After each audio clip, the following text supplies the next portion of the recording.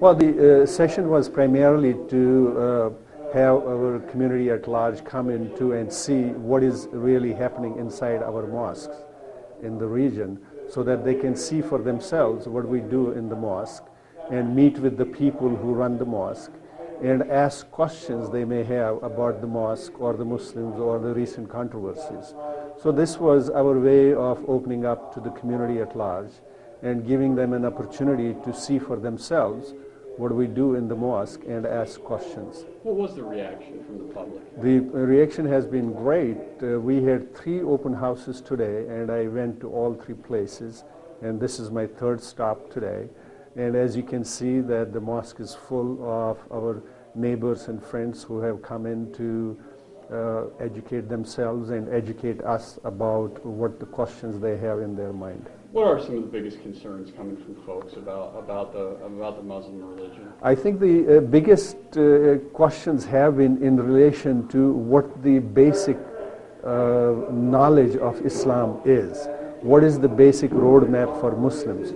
Where does that come from, and how do we follow it? There were obviously questions in relation to the recent controversies, and therefore they wanted to know how we address those issues.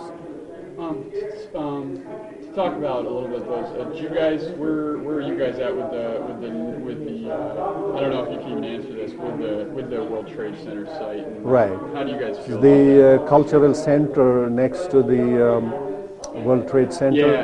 Yeah. I guess obviously we're not involved in the planning of that cultural center, but we want to make sure that the organizers do understand the concerns of those families who have lost their loved ones there, the concerns of the neighbors and concerns of the citizens in the country. And therefore, we are hoping that they will make a decision that will be right and that will not create more controversies.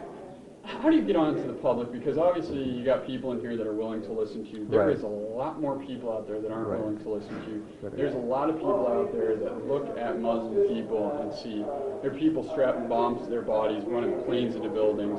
How do you get that stigma out of your religion? Because we all know that's not true, but that is going on, and it's terrible. How do you stop that? I think that's $1 million question.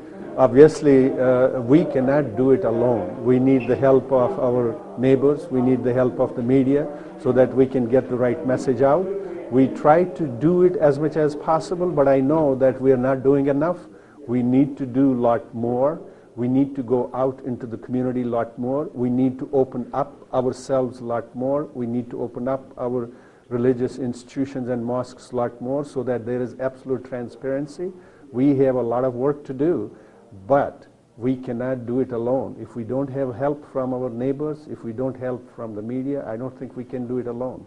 I obviously know there's a difference, but just so people that are listening at home can get that, what is the difference between extreme Muslim terrorists and people in New York that are praying and Right. peaceful and everything? The fundamental difference is that those wackos, those extremists, those terrorists, those idiots that have hijacked our religion have totally skewed the message of Islam, have totally destroyed the spirit of Islam, have totally destroyed what the real message is. And I think it is up to us to be able to confront them at every level, in the country, outside the country, at every step of the way. How excited are you that you came to 3 mosques today and there's a bunch of people who are carrying that message away from you? I am very excited. I am very delighted. I'm very delighted that there are people in our neighborhood, our friends and neighbors, who are willing to come in, willing to listen, willing to open their hearts to our message, and we need to do more of that.